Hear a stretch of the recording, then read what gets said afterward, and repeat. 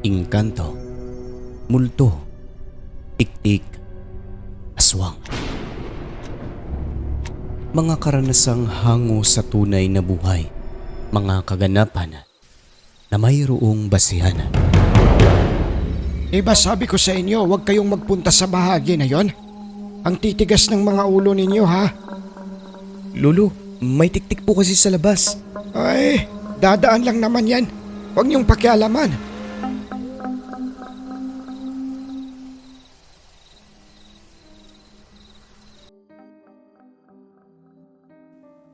Maganda manirahan sa lugar na tahimik. Yun bang malayo sa ingay at malayo ang agwat ng mga kapitbahay. Ngunit kung may salot na nakikisalamuha, nakakatakot dahil sa oras ng kagipitan, hindi ka kaagad makahingi ng tulong. Mapagpalang araw sa inyo. Ako nga pala si Virgilio at ibabahagi ko ang kwento ng aking pinsang si Berto. Bago ang lahat, huwag kalimutang mag-subscribe bilang suporta.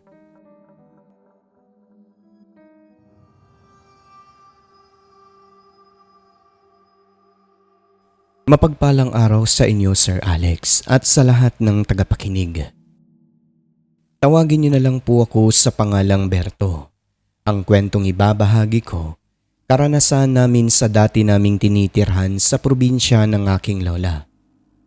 Nasa second year high school ako ng mga panahon na ito at ang mga nangyari doon ay isa sa rason kung bakit kami lumipat. Payak ang pamumuhay namin. Pagbubukid ang pangunahing hanap buhay ng aking mga magulang. Tulong-tulong kaming pamilya sa pagtatanim ng saging at kung ano-anong gulay. Pero kahit ganon ay hindi naman po kami nagugutuman. Yun nga lang, kung minsan malungkot dala na rin ng sobrang katahimikan, lalo na kapag hindi ko kasama ang aking kapatid. Ibang-iba kumpara sa bayan. Walang kalaro dahil malalayo ang agwat ng mga kapitbahay. Paanan ito ng bundok. Maganda ang lugar. Malinis ang mga sapa at napakalinaw ng talon doon, kung saan kami naliligo, naglalaba at kumukuha ng maiinom na tubig. Hanggang sa isang araw noon, sa kabilang bundok noon, Sir Alex, may mga bali-balita na mayroon umanong dalawang batang bigla na lamang naglaho sa lugar na yon. May mga haka-haka na kinidnap ang mga ito at may mga nagsasabing kinuha ng engkanto, pero ang iba ay naniniwala na aswang umano ang kumuha sa mga bata sa kadahilan ng may namataan di umanong presensya ng aswang sa naturang lugar. Natakot kami nang mabalitaan iyon kasi nga aswang yung sinasabi nila mama, kaya ilang buwan din kaming nag-iingat sa takot na baka pati kami mabiktima na rin. Ganon pa man ay hindi po nangyari sa baryo namin iyon, kaya katagalan nakalimutan din ang kaganapan na iyon. Madalas kaming pumupunta ng dalawa kong kapatid sa para manirador ng ibon at lagi kaming may nakasabit na tirador sa lieg. Sa bundok kasi, kung ano-ano ang makakasalubong mo sa daan tulad ng iba't ibang hayop. Kaya lagi talaga kaming may kutsilyo at tirador na dala. At kung hindi kutsilyo, yung lagaraw talaga yung dinadala namin. May mga pagkakataon na namimingwit kami ng isda sa sapa o kaya'y manguha ng durian o di kaya'y marang kapag walang pasok sa paaralan. Kung minsan ay doon kami natutulog kapag kasama namin si lolo o di kaya'y si papa. May mga pagkakataon din naman na nag-i-stay kami ng matagal doon, lalo na kapag ilang araw ang gawain sa bukid. Gaya kasi ng sabi ko kanina, tulong-tulong kaming buong pamilya sa pagsasaka.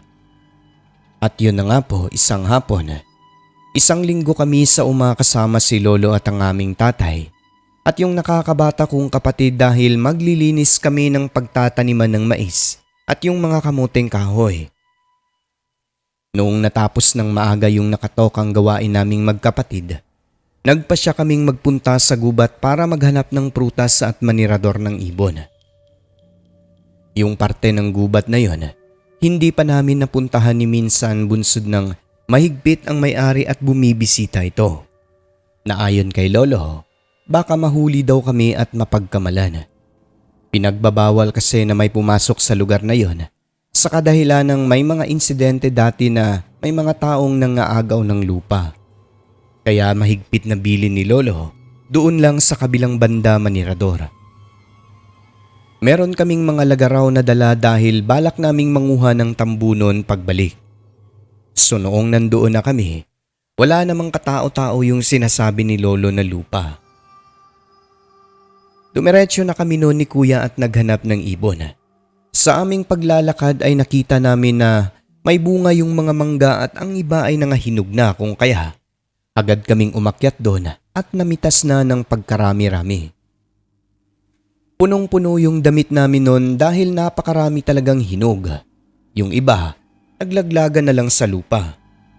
Maya-maya pa, habang nasa ibabaw, tinawag ako ng aking kapatid. Kuya? Kuya? Hindi ko pinansin sa umpisa kasi akala ko normal lang na tawag-tawag na kuya. Ganon kasi yung kapatid ko, Sir Alex. At dahil paulit-ulit ito, tinignan ko siya ngayon. Nagulat at kinabahan ako, Sir Alex, dahil tinuturo niya yung matandang lalaki na parang babae ang kasuotang kulay itim na nakatitig sa amin. Natakot ako dahil sa isip-isip ko nahuli kami ng may-ari ng lupa. Pero hindi naman kami sinita kaya sabi ko baka mabait ito. Agad na kaming bumaba ni Dodong at balak ko na lang sanang ibalik yung mga bunga ng mangga. Ngunit pagkababa, nagsalita ang matanda at ang sabi nito, "Marami bang nakuha ninyo? Halika kayo mga bata, meron pa doon." Sa sinabi nito, nawala ang kaba namin ng kapatid ko dahil akala talaga namin ay magagalit ito. Sinundan namin siya, Sir Alex, na panay tingin sa mga lagaraw namin ng aking kapatid. Yun bang reaksyon ng isang taong parang naiilang? Kasi nga hindi niya naman kami nakikilala, baka mamaya bigla na lang mangitak, di ba? Yun ang nasa isip ko noon. Pagdating namin sa unahan, meron siyang isang maliit na kubo na may silong at kasya lang siguro ang 3 tao. Tinanong niya kami kung taga saan. Tinuro lang namin at sinabi namin yung pangalan ng aming lolo. Taga doon pala kayo sa ibabaw. Bumalik lang kayo dito kung nais niyong manguha ng bunga, ha? Tinuro nito yung puno ng marang. May ilang bunga at meron ding nangahulog sa lupa.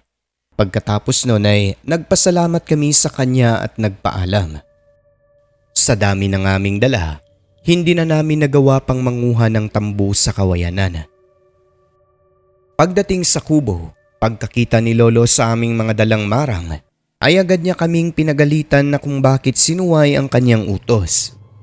Wala kasing ibang tanim na marang doon, maliban sa unahan na kung saan pinagbabawalan na may taong pumasok. Diba sabi ko sa inyo, huwag kayong magpunta sa bahagi na yon? Ang titigas ng mga ulo ninyo, ha? Pero Lolo, tinawag po kasi kami ng may-ari. Sabi niya manguha lang daw kami ng mga bunga dahil naglaglagan lang sa lupa. Ganun ba? Ay himala naman, hindi kayo pinaalis. Hindi naman po. Ganun ba? Anong pangalan niya? Alam ko ang pangalan ng may-ari dyan eh. Hindi na po namin na tanong Lolo kasi nagmamadali kami. Pero doon lang siya nakatira sa maliit na kubo roon. Ganun ba? Ay ngayon ko lang nalaman na nagtayo na pala ng kubo dyan. Ibig sabihin dyan na sila natutulog siguro. Pero parang mag-isa lang naman po siya, Lolo. Tsaka mukhang nakakatakot nga po yung hitsura niya pero mabait naman po kasi nga binigyan kami ng prutas oh. Ganun ba? Sige, halatikman natin yan dahil mabango at mukhang masarap. Sige po, Lolo. Masaya kami habang kinakain ng mga prutas, Sir Alex. Yung lolo ko naman, habang kumakain ay panay kwento sa amin tungkol sa may-ari ng lupa na pinagkukunan namin ng bunga. Ayon sa kanya, himala raw kasi masungit naman daw yung may-ari ng lupa. Kaya yung lugar nito ay nagmistulang gubat dahil hindi pinapapasukan ng tao. Siguro nagbago aniya Kasi nga sabi namin kay lolo ay matanda na yung tao na yon. Pagsapit ng dapit hapon nun ay umuwi ang aking tatay. Umuuwi talaga siya, Sir Alex, para may kasama ang nanay at kapatid naming maliit. Pagpatak ng 10:00 ng gabi, tulog na si lolo pero kami ng kapatid ko nanatili pa rin sa labas ng kubo at nakahiga sa tig-isa-isa naming duyan. Habang pinagmamasdan ang mga bituin sa kalangitan, bigla na lang may humuni na tiktik. 2 beses ang huni nito at mataas ang paglipad base sa ingay. Siyempre kami ng kapatid ko hindi namin pinansin iyon sapagkat kabilin-bilinan ng aming lolo.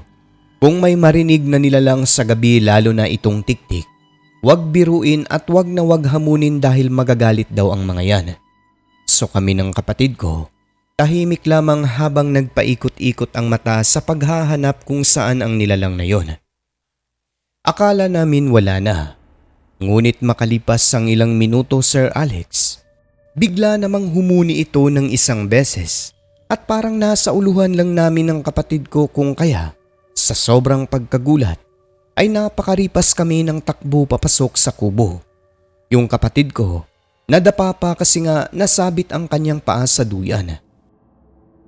Yung lolo ko naman na sarap sana ang pagkakatulog ay naalimpungatan sapagkat umuga yung kubo dahil nag-uunahan kami ng kapatid ko na makapasok sa loob.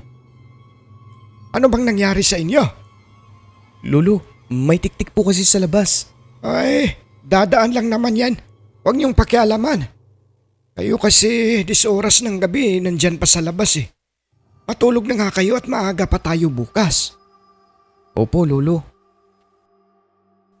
Humiga na kami ng kapatid ko pero hindi makatulog kasi nga ikaw ba naman may humuning tiktik na para lang nasa iyong uluhan, di ba? Maya-maya pa, napansin ko sa may siwang ng dingding namin sa itaas na bahagi, may gumalaw na parabang may kung sinong nandoon. Kaya agad kong kinalabit ang aking kapatid at tinuturo yung butas. Kinilabutan kaming pareho, Sir Alex, sapagkat habang tinititigan namin ito, bigla na lang parang may kumurap na isang matang kulay pula nakatitig sa amin. Sa takot, nagtalukbong na lamang kami ng kumot. Hindi na namin ginising si lolo kasi nga baka pagalitan na naman kami. Maya-maya humuni na naman ang tiktik pero malayo na ito. Pagtingin namin ulit doon sa butas na wala na yung isang mata na kulay pula. Nang dahil doon, halos 2:00 na ng madaling araw kaming nakatulog. Kinabukasan, sinabi namin kay lolo yung aming nakita. Sumagot ito ng pabiro at sinabing sinilip daw kami ng aswang dahil alam na 10 oras ng gabi ay nakatambay pa rin sa labas. Pero yung lolo ko, sir, ay halatang seryoso kasi nagtatanong siya kung mataba talaga ang aming nakita sa may butas. At dahil seryoso din kami ng kapatid ko, sumagot siya at sinabing aswang daw yun, hindi tao dahil mataas ang bahagi sa likod ng kubo namin at wala namang pwedeng mapatungan doon. Kaya ang ginawa ni lolo, siniksikan niya ng karton yung butas sa dingding. Pagpatak ng mga 2:00 ng hapon, ang lolo namin ay inaya kami na balikan yung kubo ng matanda. Kasama siya kasi nga hihingi raw kami ulit ng marang sapagkat napakasarap. Kaya agad kaming tumungo roon pero pagdating namin ay walang tao sa kubo. Nagtawag kami noon ng ilang beses pero wala talagang sumasagot kaya bumalik na lamang kami. Ngunit yung kapatid ko pasimpleng dumampot ng mga hulog na bunga sa lupa kaya nakadala pa rin kami ng marang pag-uwi. Kaya ayon, nabatukan siya ng aming lolo. Kinagabihan noon, Sir Alex, habang nakahiga, panaybaling naman ng aking tingin doon sa butas na tinakpan ni lolo ng karton. Dahil baka kako may maninilip na naman doon ngunit wala naman kaya nakatulog din ng maayos. Sabi ko pa, hindi na babalik ang mata na yon. Sa sumunod na gabi noon, maaga kaming natulog dahil umulan ng malakas. Siguro mga 8:00 pa lang ng gabi. Pagpatak ng 12:00 in punto ng hating gabi, Sir Alex, nagising ako dahil may narinig akong pagkalusko sa aming dingding doon sa may butas na tinakpan ni Lolo. Napakatahimik na ng paligid buhat ng tumila na ang ulan. Ang maririnig mo na lang yung mga ingay ng insekto sa lupa. Maya-maya pa, napansin kong bigla na lang nahulog yung siniksik ni Lolo na karton sa may butas. Kinabahan ako, kaya hindi ako gumalaw noon. Hindi ko naman ginising si Lolo at kapatid ko kasi nga mahimbing ang tulog nila. Ang ginawa ko sir ay dahan-dahan kong kinuha ang aking tirador dahil balak kong tiradorin na lang ang kung anumang nilalang na ito. At tulad ng aking inaasahan, meron ngang sumilip na mata Sir Alex kung kaya walang kung ano-ano ay dahan-dahan ko itong inasinta habang nakahiga. Sa pagtira ko na yon, natamaan talaga ang kung anumang nilalang na nasa labas. Gulat na gulat ako dahil may pumalahaw. Pati ang aking lolo at kapatid nagising sapagkat sobrang lakas talaga ng paghiyaw ng nilalang. Hindi mo masabing tao dahil parang pinaghalong palahaw ng aso at pusa. Tumayo ang aking lolo at nagtanong kung ano ang nangyari. Agad din naman akong sumagot at sinabing, "Lolo, tinirador ko po yung nanilip dyan kanina sa butas." Ano ka mo? Tinakpan ko na yan Tinanggal niya. Abay hayop na aswang yan Sa galit ng aming lolo, lumabas ito dala ang lagaraw. Kasunod nun narinig na lang namin na may tumakbo papunta sa makahoy na bahagi. Do'y sinabi ni Lolo na may aswang nga na pabalik-balik sa amin. Na malamang sa malamang, kaming mga bata-bata pa ang pakay dahil matanda naman na siya. Galit na galit si Lolo Sir Alex. Yung kanyang hawak na lagaraw, hinasa niya sa hasaan upang hamunin ang aswang pero hindi ito nagpakita. Nang dahil sa nangyari, nang araw na yon ay pilit naming tinapos ang mga gawain sa bukid para makauwi na. Kinuha namin ni Lolo ang kalabaw sa baba malapit sa lupa kung saan kami nanguha ng mga mangga. Nang maya-maya pa, nakita ko yung matandang nagbigay sa amin ng prutas. Pikit ang isang mata at ang sama ng titig sa akin. Nakita rin ito ni Lolo. Tinanguan niya ito at agad na kaming umalis noon. Sa unahan, nagtanong ang aking lolo kung sino daw ang matanda na yon. Sabi ko naman sa kanya, siya yung may-ari ng lupa na nagbigay ng prutas. Nang marinig ni Lolo ay napatingin siya sa akin at sinabing, Teka, yun ba ang tinutukoy ninyo? Hindi naman yun ang may-ari ng lupa. Ibang tao yun. Ganun po ba Lolo? Pero siya po yung nakita namin sa kubo Ganun ba? Ay baka tauhan siguro ng may-ari dyan. Pero matanda na yun Ganun ba talaga yung mata nun? Parang kinagat ng bubuyog. Hindi naman po Lolo. Maayos naman po yung mata niya nung nagkita kami dyan. Nang marinig ni Lolo ang aking sinabi, ang sagot nito, Ala, yung tinirador mo kagabi. Kaya nagmamadali na kami Sir Alex habang hila-hila niya ang kalabaw. At nang makarating sa kubo, agad na kaming nag-impake ng mga gamit at umalis. Pagdating sa bahay, tulad sa aking iniisip, sinabi ni Lolo na yung matandang yun ay maaaring yun din ang tinirador kong nanilip sa aming kubo kagabi. Dahilan kung bakit namaga ang mata nito.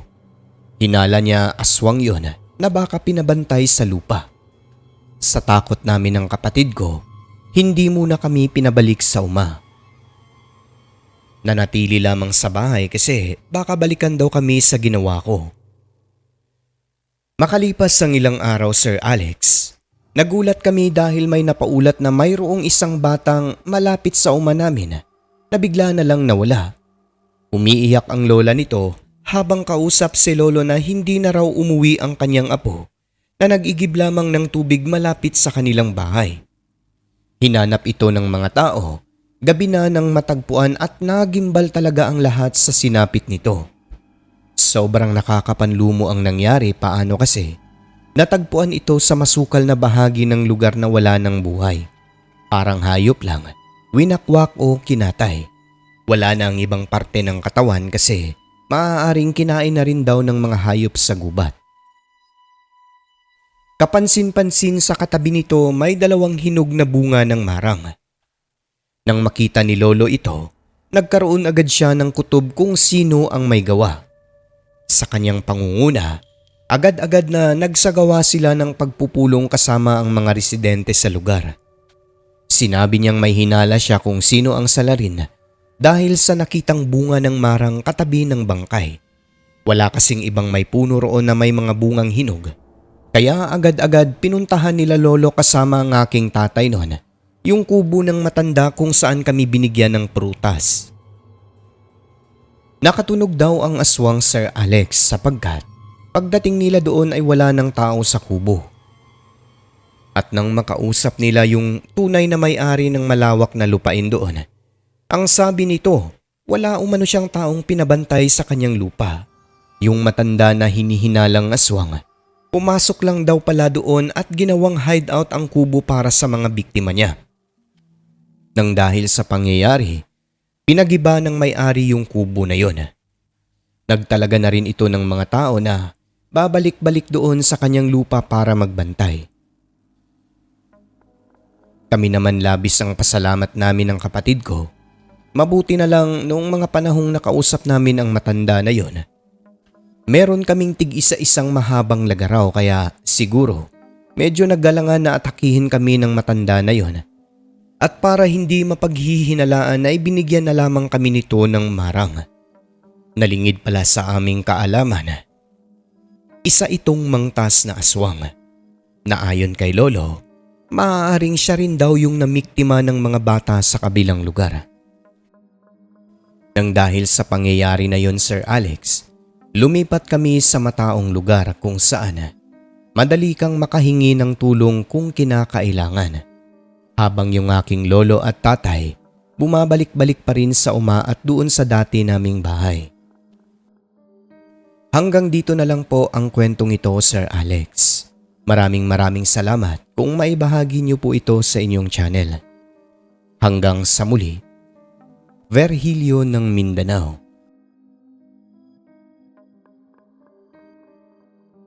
Ang mundong ating ginagalawan, nababalot ng hiwaga at kababalaghan na tanging ang Diyos lamang ang siyang may kasagutan. Ako po si Alex at ito ang Southern Mindanao Creepy Experience.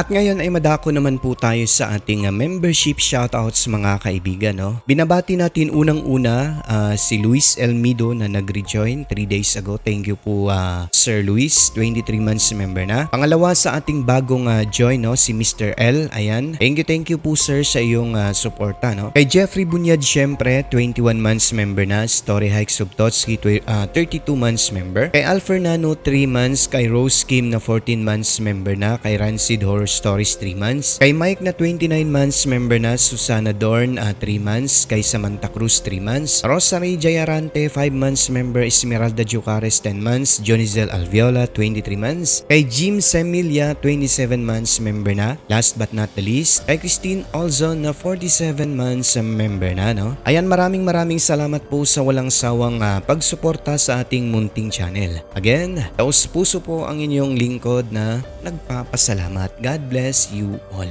At syempre sa mga commentators natin, last update, binabati ko unang-una si Taylor Nuevo, no? Maugdang Rubiliar, kay Elmer Vergara, kay Angeli Martin, Rose Olalia, Josephine Donesco, kay Mary Asilar, kay Jackie Makaday, no? Makaday, kay user lang nakalagay, kay German Marasigan, kay Rexy Abergaz, Hazel Fiesta, Arlene Cools Besa, kay Rose Mendoza or So Mendoza pala, no? Kay Jen Liam, kay Heidi Gregorio, kay Loveline Anke, last but not the least, kay Jonathan Barba. At sa lahat ng mga silent listener ay welcome po kayo sa channel natin. Pumasok na po kayo at i-hit ang subscribe button. Siyempre, huwag niyo hong kalimutan ang notification bell upang updated kayo sa mga bagot nakakasabik nating mga kwento. Muli po mga kaibigan, maraming salamat po sa mga suporta nyo. Huwag kalimutang tumawag sa taas. I love you.